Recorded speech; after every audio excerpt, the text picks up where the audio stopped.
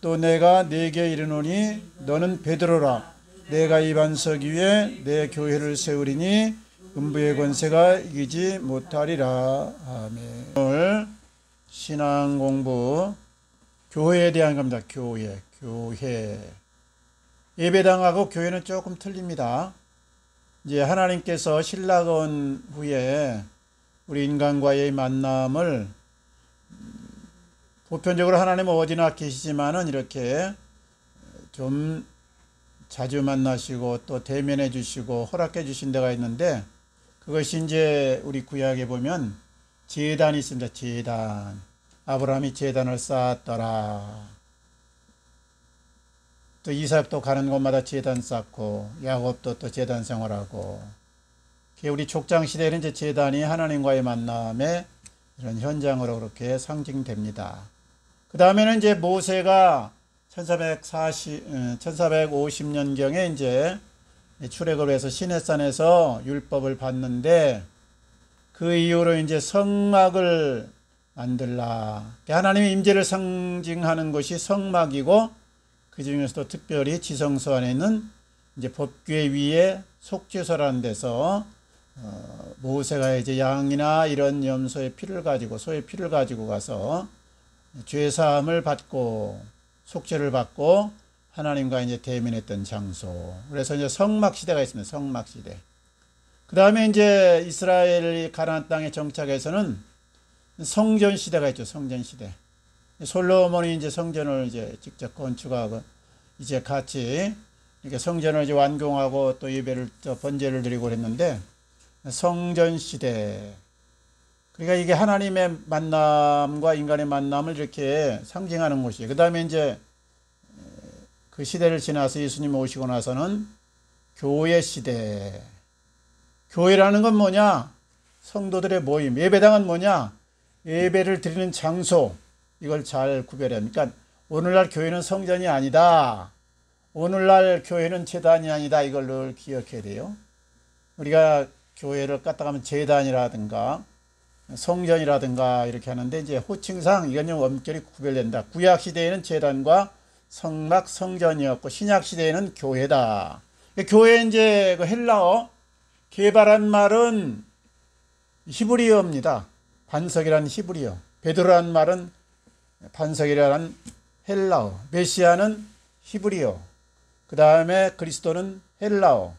똑같은 말이 성경에. 그래서 이렇게 이쪽에는 게바로 나오고 저쪽에는 베드로 나오고, 또 이쪽에는 뭐 그리스도, 이쪽에는 또 이제 메시아 이렇게 나오잖아요. 그러니까 이제 신약의 교회는 에클라시아다.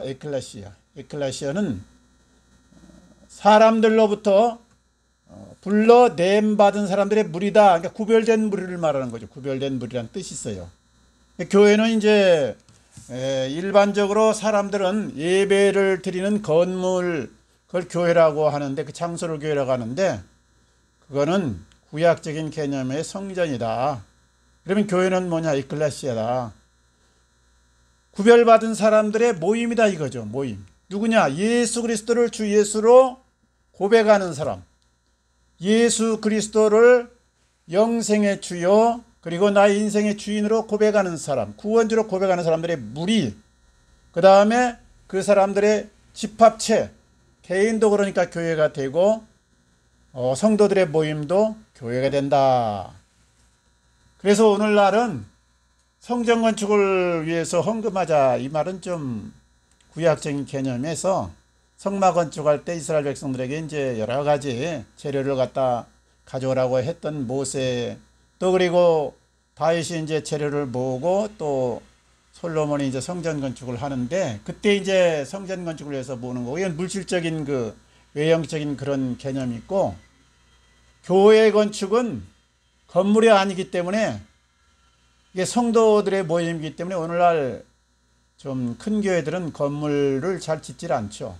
뭐 부산 안디옥 교회도 그렇고, 저기 분당의 이찬수 목사님 우리 교회도 그렇고, 옛날에 뭐 저기 높은 또 승희교회도 그렇고, 높은 또 승희교회를 이렇게 이상하게 졌나 했더니 승희라는 학교를 빌려가지고 예배를 드리는 장소로 사용되기 때문에 숭이란 뜻이 높은 뜻, 그런 뜻이기 때문에 그렇게 했더만요. 그러니까 건물을 따로 가진 게 아니다 이거죠. 그냥 성도들의 모임이 있었고 나중에 그건 이제 해체하고 다시 이렇게 했다 그 말이죠. 그러니까 구약에서 우리가 이렇게 제단 생활, 그 다음에 성막 생활, 성전 시대에서 교회 시대로 왔다. 교회는 언제 시작되었는가?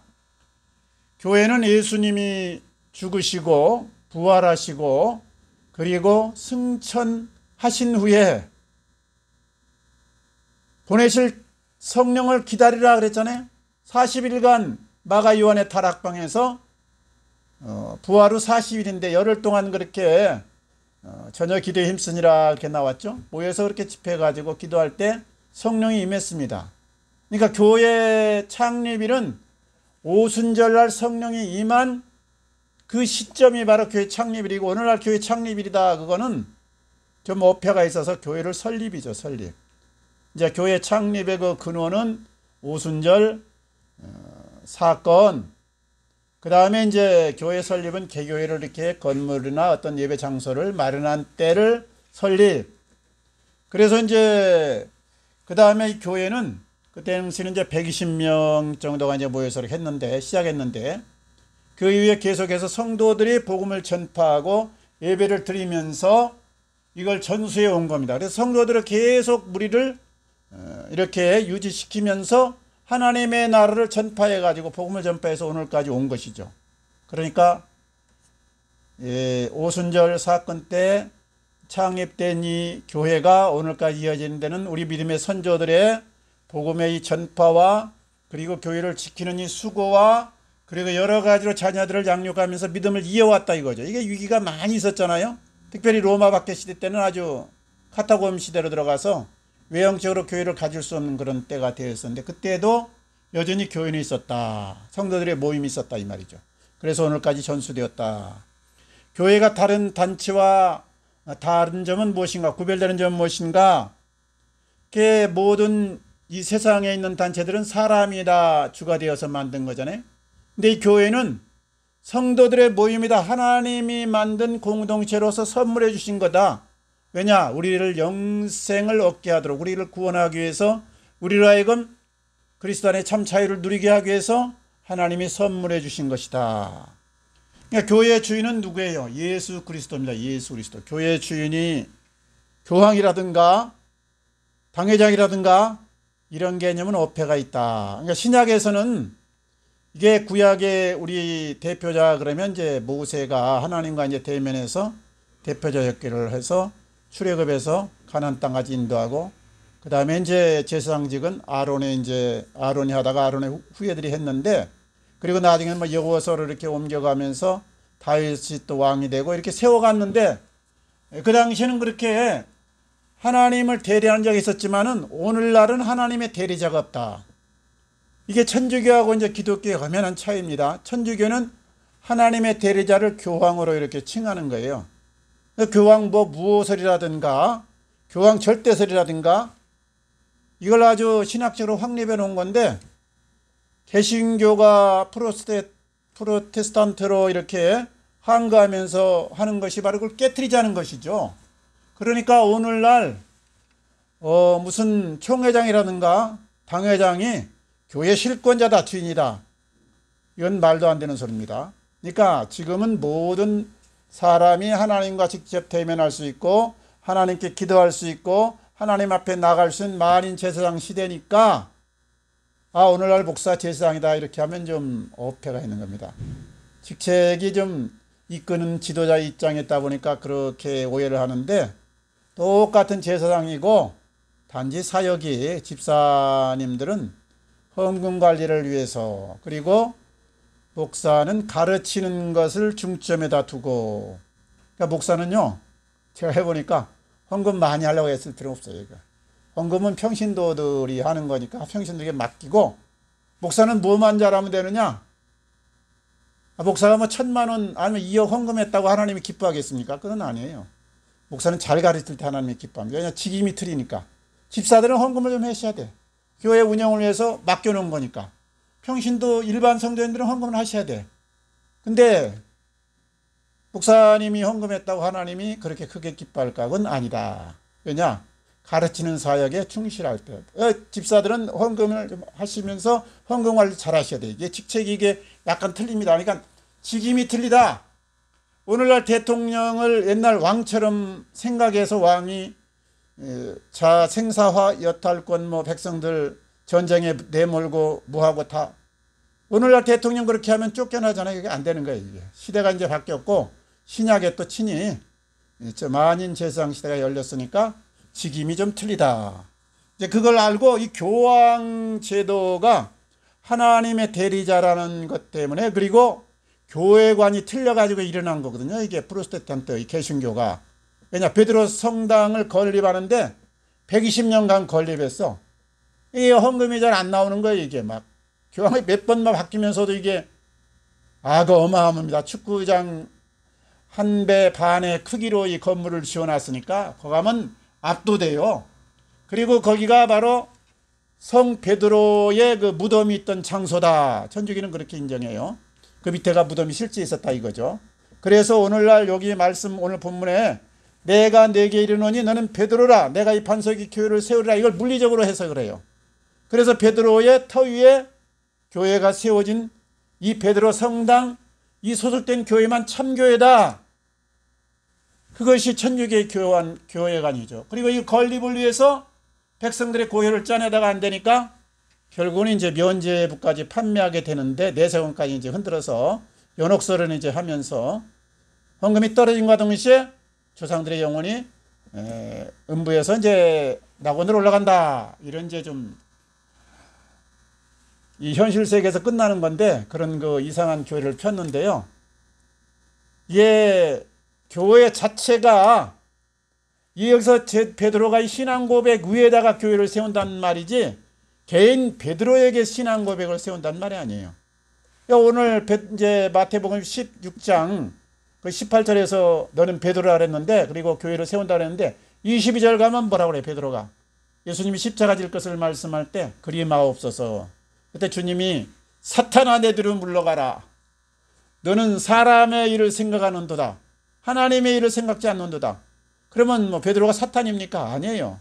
그 말이 사탄의 말을 했다 이 말이죠. 그러니까 이 고백이 중요한 것이지 개인 베드로가 이게 뭐 교회 터가 됐다가 사탄이 됐다가 이렇게 왔다 갔다 하는 게 아닙니다. 그래서 교황이 뭐 일대 교황이 베드로고 그 다음에 하느님의 전권 대사가 대리자가 교황이다. 이것은 인간적인 측면에서. 근데 오늘날 교회도 까딱 오해를 해가지고 교회의 주인이 담임 목사다. 그렇게 하면 다시 천주교를 회귀하는 거예요, 이게. 그래서 이거에 신학적으로 잘 정립해서 언제나 목사는 겸손하게 가르치는 사역에 전념하자. 그리고 좀 더 하면 기도에 전념하자. 두 가지 사역에 전념하고 기왕이면 딴 건 다 그냥 내려놓는 게 좋습니다. 그러면 여러 가지 막 교회 행정에 간섭하기 시작하면 이게 분란이 나는 거예요. 그건 이제 장로나 아니면 권사님 또 집사님들 거기 딱 평신도에 이름해서 민주화로 운영을 해야 된다. 구약은 사실은 독재입니다. 정치제도가. 모세 1인 독재 체제잖아요. 출애굽할 때. 그 다음에 왕 1인 독재 체제잖아요. 그리고 제사장이 다 이 사제권 가지고 있었잖아요. 신약은 이게 아니다 이거죠. 이게 아니다. 똑같은 위치인데 단지 전문적으로 교육을 받아서 가르치는 사역과 기도에 전념하도록 했다. 그것이 이제 신약교회, 구약교회의 이 구별점이에요. 그러면 이제 오늘날 교회는 뭐를 하는 것이냐? 예수 그리스도를 주인으로 삼아서 신앙의 석임이 있는 것이고 그리고 사랑과 기도와 말씀과 감사와 찬양과 헌신과 성례를 시행하는 것이다. 이게 교회의 의미입니다. 그리고 교회는 하나님의 뜻을 따라서 복음 전파를 해야 된다. 계속해서 교회를 이어가야 된다 이거죠. 교파들이 참 많아요. 교파가 어마어마하게 많습니다. 근데 이제 크게 보면 한 7, 8가지 이제 우리나라에서 이렇게 두각을 나타내는 그런 교단들이 있는데 이제는 약간씩 강조점과 신앙 고백과 그리고 주요점이 좀 틀리다 뿐이지 이제 예수 그리스도를 주로 신하고 성경을 하나님의 말씀으로 인정하고 구원관이 같으면은 이게 같은 기독교다 이렇게 인정하는 겁니다. 그래서 이제 안식교 같은 경우에는 토요일날 예배다 뭐 구약의 여러 가지 이런 음식에 대한 것을 좀 중시 여기고, 그래도 외국에서는 이제 이단으로 안 하는 게 구원관이 같은 거예요. 말세관이 약간은 틀려요. 그리고 여러 가지 토요일날 예배를 아주 강조해요. 근데 엄밀한 의미에서 토요일날은 안식일이지 예배 드리는 게 아니거든요. 그러니까 우리는 보통 토요일날 쉬고 주일날 예배 드리는 거고, 거기는 토요일날 예배 드리고 주일날 쉬는 거고, 요 차이밖에 없어요. 그래서 안식교를 이단이다 하기는 좀 그렇고, 약간 교리가 틀리다. 내세관하고 약간 틀린 게 있어요. 약간 죽으면 이제 이렇게 무의 상태로 들어간다든가 그런 게 좀 있는데, 그것 가지고 이단이라 하기는 좀 그렇다. 제 개인기는 그래요. 그냥 이렇게 구원관하고 성경관하고 신앙 고백이 좀 같다 이렇게 봅니다. 그러면 이제 여기 장로교는 웨스트민스터 신앙 고백, 영국에서 있었던 웨스트민스터 신앙 고백, 종교개혁의 이제 신앙 고백의 그 고백서가 많은데, 그 중에서 웨스트민스터 신앙 고백을 채택하면서 그 다음에 하나님의 절대 주권, 그리고 이제 5대 이제 그 절대 무엇을 뭐 예정설 뭐 여러 가지 있잖아요. 그 5가지 이제 중심으로 해가지고 칼빈이 이제 이루는 것인데, 종교개혁은 마르틴 루터가 일으켰고, 이 종교개혁의 체계를 세운 건 칼빈입니다. 칼빈. 그러니까 오늘날 신학의 대부분은 칼빈이 이제 스위스 가서 이렇게 연구하면서, 프랑스 원래 분이었는데 체계를 조금씩 변화시킨 거예요. 감리교도 마찬가지고 성결교도 마찬가지고 하나님의 공예도 마찬가지고 다 비슷해. 그 칼빈의 신학 체계에서 조금씩 변형시킨 거예요. 칼빈이 대부분 세운 거죠. 찌빙귤레하고 칼빈이. 이제 여기 장로교는 정치제도가 민주제도다. 천주교는 절대 이게 교황권을 가니까 독재죠, 독재. 옛날 구약적인 그런 제도를 쓰는데 민주주의다. 장로를 중심으로 한. 그러니까 장로는 이제 이 교인들이 선출한 그런 대표자들이잖아요. 그래서 그 중심에 이제 민주제도다. 그 다음에 침례교는 침례를 강조한다는 특징이에요. 땅 교리는 비슷합니다. 그리고 이제 회중 정치 제도, 장로교는 이제 이렇게 노예라든가 총회가 있어서 위에서 이제 관할을 하는데 이렇게 수직적으로 되어 있는데, 침례교는 개교회를 중심으로 합니다. 개교회 의견을 중시하는 게 이제 정치제도의 형태예요. 침례교가 세계에서 제일로 크죠, 현재. 미국을 중심으로 침례교가 제일로 크고, 장로교는 우리나라에서 특별히 큽니다. 이제 그 다음에 성결교는 중생 성결 자유 재림을 중시하며 개인의 경건과 사회 참여를 중시한다. 이제 성결교는 우리나라에서 설립한 교단이에요. 감리교에서 있다가 이제 좀 나왔다 그럴까? 독립적으로 이제 한국에서 해가지고 지금 이제 세계 성결교가 있습니다만 한국에서 시작한 교단이다. 그 다음에 이제 구세군이 있죠, 구세군. 구세군의 이제 대장은 부스인데, 영국의 이제 그 당시에 이제 성공회가 영국의 이제 국교죠. 그 다음에 감리교, 웨슬레가 이제 일으킨 감리교가 주류를 이뤘는데, 이 영국 사회에서는 천민들이, 돈 없는 사람들이, 말하자면 노숙자들이 교회에 오는 것을 막았었어요. 그러니까 부스가 보기에 이게 하나님의 평등 사상하고 사랑과 안 맞거든. 그래서 아무나 나오라. 그래서 이제 빈민들의 구제 사업을 중점으로 해서 군대 조직화해서 부스 대장이라고 그러죠. 대장, 중장, 그렇게 계급이 이제 군대 계급하고 비슷하게 이렇게 돼 있어요. 사병도 있고, 이제 일반 성도는 사병이라고 그러고.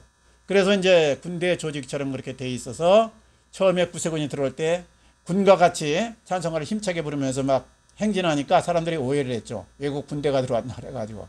근데 사실 우리가 영적인 이제 십자가 군병이니까 그렇게 이제 외적으로도 표현을 한 것입니다. 이제 이게 정통 교단이죠. 그 다음에 이제 하나님의 성에는 이제 복음주의와 그리고 오순절, 고전적인 오순절 그 초대교회 역사를 이제 그대로 이제 재현하고 현재 우리가 그렇게 해야 된다. 그래서 이제 그 기원이 1906년에 미국 로스앤젤스의 아사주에서 이제 거리에서 이게 성령운동이 일어나서 방언도마라고 막 치유 역사도 나고 그래고, 그게 하루 이틀 아니고 그냥 한 몇 년간에 갔어요. 그래서 그것이 기점이 돼가지고 1914년에 하나님의 성회라는 이제 교단을 결성을 합니다. 그분들 중심으로 해가지고.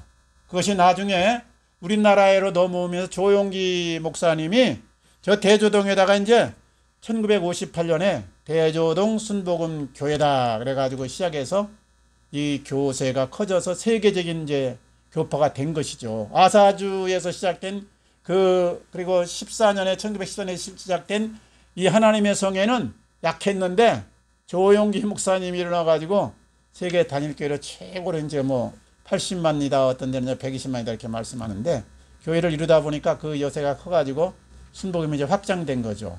그래서 총회장 하시고 이제 그랬는데, 바로 그 순복음이 이제 하나님의 성인데, 거기는 오순절에 이 성령 운동 역사를 중시한다. 그리고 침례를 받는다. 침례 받는 교단은 이제 크게 침례교하고, 여기 하나님의 성에 두 곳이 이제 침례를 이제 강하게 주장하죠. 그다음에 이제 그 정도로 하고요. 여기 교회와 거짓교회, 참교회와 거짓, 가견교회와 불가견교회가 있어요. 가견교회는 뭐냐? 보이는 교회다. 산지교회 보이잖아요. 영락교회 보이죠? 충현교회 보이죠? 가견교회, 이제 육신의 눈으로 보인다. 불가견교회는 그 성도들 모임 가운데 가라지도 있을 수 있다 이거죠. 그러니까 성도들의 모임이 교회인데, 그 교인이 정확하게 누가 참성도인지 가라진지는 알지 못하는 거예요. 그러니까 안 보이는 교회가 있다. 예? 그러니까 교인은 다 천국 가는 건데, 그 중에서 이제 이 가라지는 못 가는 거죠. 그러니까 이제 그걸 가견교회, 불가견교회를 표현하는데, 이 어떤 교회를 이제 참교회, 그 다음에 보이는 교회를 이제 우리가 말하는 거예요. 안 보이는 교회는 이제 다 참교회죠. 교회에 소속됐으면. 근데 보이는 교회 중에서 거짓 교회와 참교회를 구별하자. 우리나라가 이제 삽시간에 이렇게 부흥했는데, 반대로 말하면 이단이 많습니다. 이단이 많아. 이단이 이제 우리나라가 또 이제 제일 이제 앞장서는데, 앞장서는 게 너무 많아요. 교통사고 앞장서지, 자살률 앞장서지, 이단 맞는 거 앞장서지, 복음의 열기도 이제 좋은 쪽으로 앞장서지, 경제붕도 이제 일찍 이뤘지. 그런데 반작용이 이제 있는 겁니다. 그럼 이제 겉모양으로는 구별하기 힘들다. 참교회라고 이 지상에 있는 교회는 완전하진 않다. 이거 흠이 약간씩 있을 수도 있죠. 그러니까 조금 틀린 것 같고 막 정대락이나 사입이나 이단이다 이렇게 하면 좀 곤란합니다. 뭐 전광호 목사님이 아니면 소년 목사님이 사입인지 이단인지 이건 잘 모르겠어요. 아직 판별하기에 좀 뭐 뚜렷하게 구원관과 내세관이 같으면 이게 사람이 단정하게 놓고 아버지께서 다 아시겠죠. 그러니까 좀 유보를 해두는 것이 좋을 것 같다 이런 생각을 합니다. 이제 참교회는 올바른 말씀 전파와 그리고 성례와 그리고 이제 그 다음에 권징이 있다. 요 세 가지가 있는 걸 참교회라고 이제 교회법에서는 그렇게 말해요. 그러니까 하나님 말씀을 잘 전파하고 성례, 이제 성례는 성만찬과 그리고 세례를 말하는 거죠. 세례는 학습 같은 거. 그 다음에 이제 권징이라는 것은 잘못했을 때 징벌을 한다. 이제 징벌을 한다고 해서 뭐 깜빵 보내는 게 아니고, 나라가 이제 기독교 국가 몰라도 그러지는 않고, 교회에서 이제 얼마 동안 이제 성례에 참여 못 합니다. 얼마 동안 기도하시오. 이제 고해성사하면 그러죠. 얼마 동안 금식하시오. 또 성지순례 갔다 오시오. 헌금 얼마 정도 내셔야겠습니다. 그렇게 하는데, 그것처럼 이 개신교에도 권징이 있을 수 있다. 이건 이제 육체적인 형사처벌이 아니고 교회법에 따라서 이제 하는 겁니다. 그 다음에 이제요, 교회를 우리가 조심해야 돼요. 가경교회는 조심해야 됩니다. 교회를 잘못 선택하면 어떻게 돼요? 이단으로 가면 어떻게 돼요? 믿음에 출발을 해가지고 결국은 이제 엉뚱한 데 가는 거예요. 이제 정말 이제 끝이 안 좋은 거예요. 이게 끝이 다른 게 이단이고, 사이비는 교리가 다른 게 사이비예요. 교리는 같은데 잘못 해석하고 끝이 다르다. 이건 이단이고, 원래 교리 자체가 이게 잘못됐어. 그러면 그건 사입이라고 그렇게 말하는 겁니다. 사입이와 이단의 차이가 좀 크건데, 이제 이 사입이 교회와 그리고 이단 교회가 많다. 그러니까 그 구별점이 참 모호한데요. 몇 가지 조심할 게 이거예요. 2인 독지 체제로 운영하는 교회.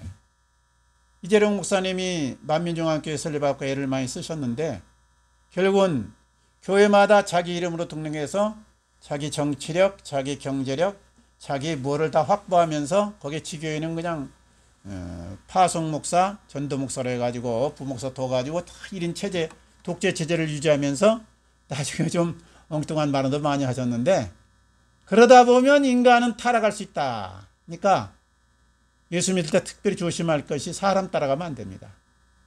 유명한 사람도 좋은 말씀 하다가 실수할 수 있어요. 제가 이제 그 유명한 목사님 다 이제 존경하는 목사님들이 있었는데, 들어보면 잘 전해, 은혜롭게 전하는데 가끔가다 엉뚱한 얘기를 해요. 엉뚱한 얘기. 예?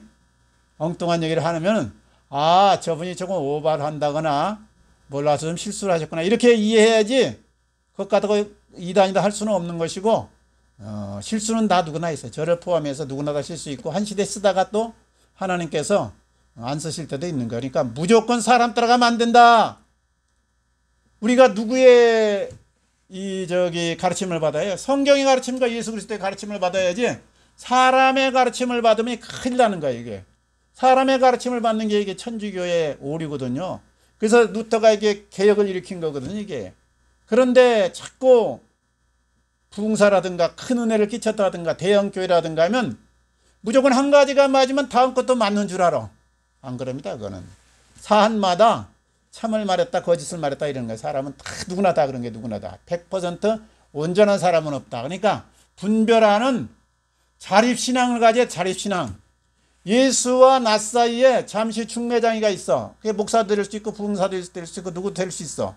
근데 그 사람이 싹 빠져나가야 주님과 내가 가까워지는 거 아니에요? 그 사람만 계속 쫓아다녀.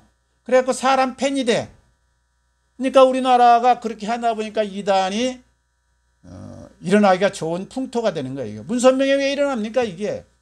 이만희 이게 왜 설칩니까? 왜 그 하나님의 교회 창길자가 설칩니까? 교인들이 이게 신앙 수준이 독립신앙이 되지 못하고 개인 팬이 돼가서 무조건적으로 은혜 받으니까 그냥 다 맞은가 보다 끄떡끄떡하다 그렇게 된 거 아니에요. 그러니까 모든 목사님, 모든 신학자, 모든 사람을 대할 때 저는 속으로 이렇게 생각합니다. 믿을 놈 아무도 없다. 좀 놈자를 써 그렇습니다만 믿을 놈 아무도 없다. 예? 점검해 점검. 점검 목사 훌륭했죠 한때. 지금도 훌륭한가 점검해 보는 거예요. 손영사 목사, 손현보 목사님 내가 은혜 많이 받았어요. 강의 많이 들어봤어요. 은혜 받았어요. 지금도 그런가 점검해 봐야 돼 이게. 그리고 누구한테 말이죠. 이게 은혜 받고 막 은사 많이 받았다. 그때 아주 존경했어요. 지금도 그런가? 말 들어보면서 성경으로 자립신앙을 키워가지고 분별해야 돼. 이게 자립신앙 안 되면 가스라이팅 당하기 딱 쉽고 마귀의 밥거리 되기 딱 쉽습니다. 이게. 어떤 뭐 은혜 줄기가 있다 해서 그냥 따라가면 안 되는 거예요. 이게. 그러나 다 똑같아. 그러니까 이게 문선명 또 저기 박태선 뭐 신천지 장길자 그 욕하기 전에 우리 성도들의 수준이 얕아가지고 응? 분별력이 없다 보니까 그런 사람을 놔뒀다, 양산시켰다. 그리고 어느 누구도 이단이 될 가능성이 있다. 이걸 늘 염두에 두고 사안마다 점검을 해. 그래서 이제 성숙한 성도는 이렇게 분별해야 돼, 분별. 초보 때는 따라가요, 무조건 그냥 흉내내고 따라가는데 좀 크면 이제 분별해야 된다. 그래서 이제 저기 독재 체제를 운영하는 교회 조심해야 된다. 1인 체제로. 그 다음에 두 번째는 투명하지 못한 교회, 투명하지 못해. 이게 교회 운영은 뭐예요, 이게? 공동체, 공동체이면서 공영의 공영, 운영을 공적으로 해야 된다, 이거죠. 투명하게 해야 된다. 사적으로 모세가 뭐 독재 썼다 그래서 오늘날 독재를 쓰면 이건 안 맞는 거예요. 신약교회는 아니에요, 이게. 사도들도 말이죠. 교인들이 이게 구제에서 좀 불합리가 있습니다 할 때 딱 내려놓잖아요. 헌금 관리 내려놓고 말씀과 기도에 전념하자. 이제 작은 교회는 좀 어쩔 수 없지만 큰 교회 목사님 되면 이 헌금 관리 안 합니다. 이거 안 해요. 시험 들거든요. 이게 어느 교인이 뭐 이번에 헌금 100만 원 냈습니다. 11조 얼마 냈습니다. 들으면 자기도 모르게 그 성도에게 이게 애착가거든. 사랑스러워 보이거든. 그러면 안 되는 거예요, 목사는.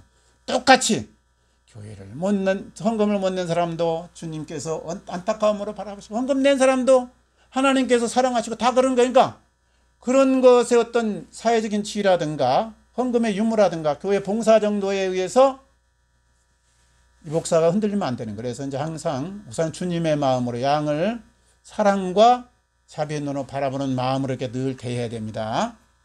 그 다음에 이제 이게 헌금과 헌물과 사적인 요구를 지나치게 하는 교회, 예?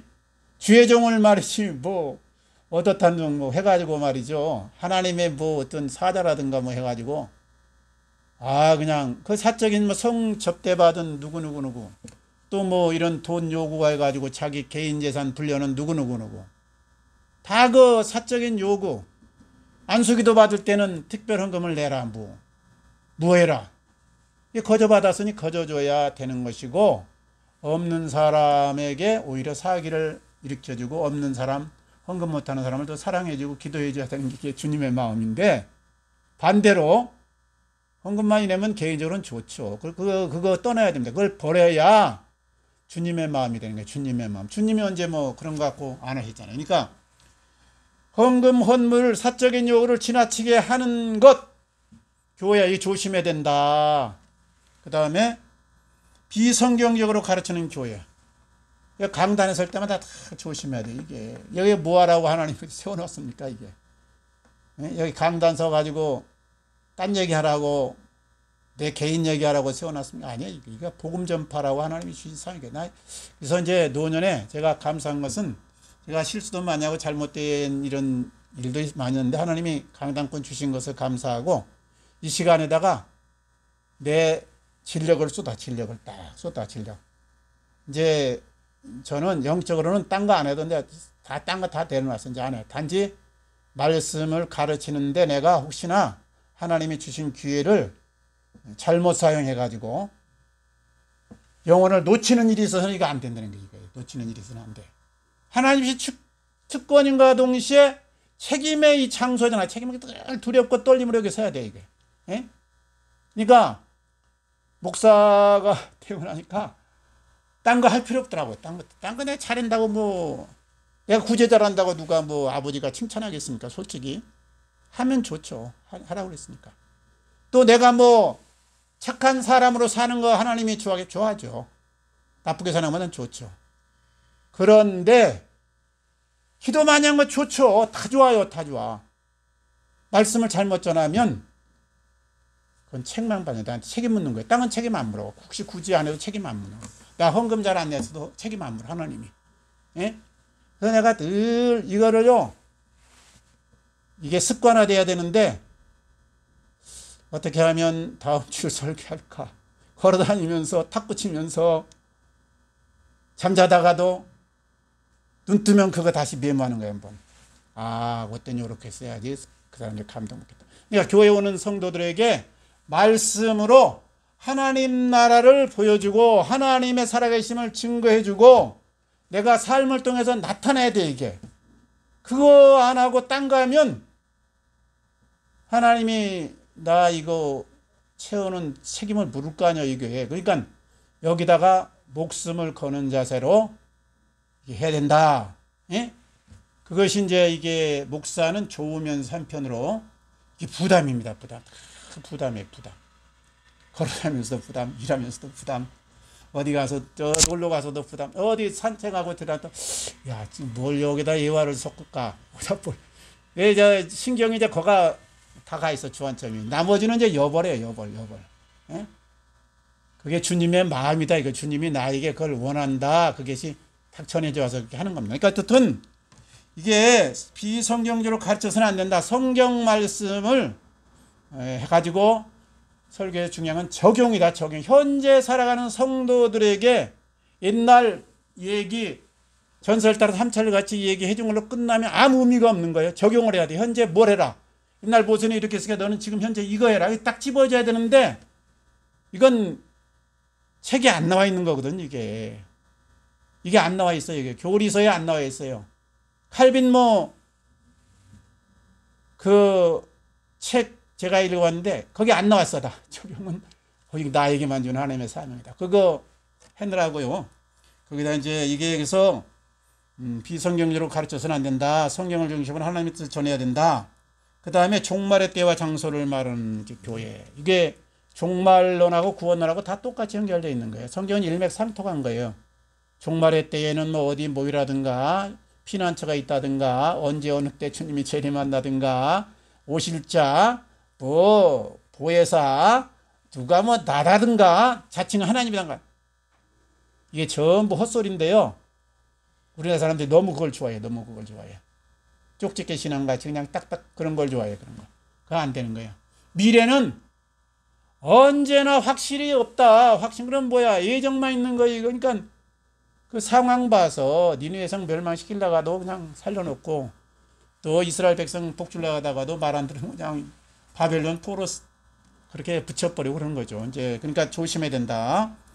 그 다음에 바르지 않게 세습하는 거죠. 바르게 세습하는 게도 있어요. 정당하게 투명하게 세습하는 게 괜찮은데 네, 이 가산점을 줘가지고 자기 아들인지 그래서 충현교 이거 김창희 목사님 나중에 공개적으로 회개했잖아요. 그러니까 좀 바르지 않게 세습하면 북한 뭐 김일성 욕할 거 뭐 있어 뭐 똑같은 걸 교회가 먼저 그렇게 앞장서면 그러니까 이게 사적인 개인 소유가 아니라는 걸 늘 명심해야 된다 이거죠. 가정일 사회적 관계를 무너뜨리게 하는 교회. 하나님은 우리가 행복하게 살기를 원하고 가정을 하나님께서 축복하셨고 그리고 이 일을 통해서 소득을 얻게 만들었는데 이게 뭐 하나님 일이 귀하냐 뭐 세상 일이 귀하냐 이런 이분 논리를 가지고 말이지 직장 갈 사람에게 뭐 전도를 하라든가 뭐 그냥 뺑뺑이를 넣어서 뭐 철활시킨다든가 그렇게 하면 안 되고 이 균형을 잡힌 이걸 해야 됩니다. 균형. 그러니까 주일은 주 앞에 나와 예배하고 하나님의 뜻을 받들고 성도들의 모임을 통해서 내가 성장하고 그걸 현실로 살아내는 그러니까 저기 흩어지는 교회를 이걸 차려야지 모이는 교회와 흩어지는 교회를 차려야 되는 거예요. 그래서 신앙은 늘 이제 말씀으로 이제 결론 내리면 그리스도 중심이 돼야 된다. 그리고 자립신앙이 돼야 된다. 그리고 좋은 교회에서 좋은 신앙생활의 틀을 된다. 무교회주의자 안 됩니다, 이거. 그리고 코로나 왔다 그래서 뭐 유튜브 인터넷 설교 듣고 그냥 끝내는 이런 가난한 성도 돼서는 안 되는 거예요. 그 조직에 속하지 않으면 나도 모르게 이게 엉뚱한 데로 흘러가는 거예요. 그러니까 지교에 속해가지고 좋은 말씀 가운데서 자립신앙으로 성장하기를 바랍니다. 한 주간도 승리하시기 바랍니다. 같이 기도하겠습니다.